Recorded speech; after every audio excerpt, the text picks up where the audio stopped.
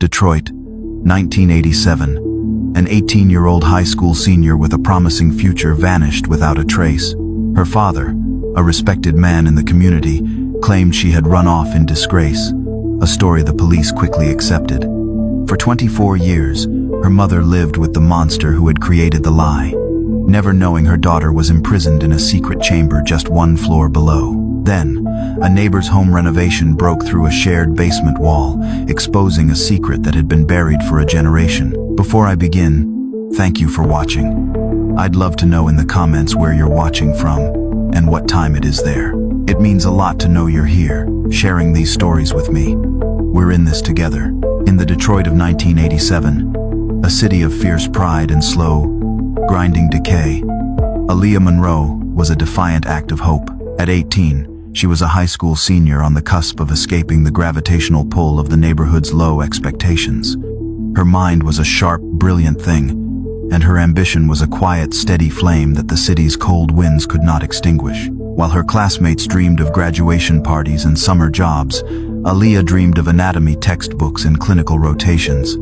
Her acceptance letter to the nursing program at Wayne State University wasn't just a piece of paper. It was a passport, a declaration of independence, a promise of a future she was determined to build for herself. Her world was a small, tightly wound universe, dominated by the two opposing forces that lived with her in their modest bungalow. Her mother, Renee, was a force of gentle, unwavering love. A woman who worked long, hard hours at a local bakery, her hands perpetually dusted with flour, her spirit one of quiet encouragement. She was Aaliyah's confidant, her ally, the soft place in a world that was often hard.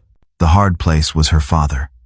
Thomas Monroe was a man carved from granite, a foreman at the Ford River Rouge complex, a place of fire, steel, and unquestioned authority.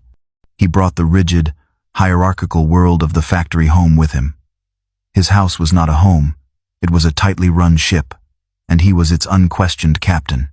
His rules were absolute, his expectations were rigid, and his love was a conditional, suffocating thing that was contingent on perfect, unquestioning obedience.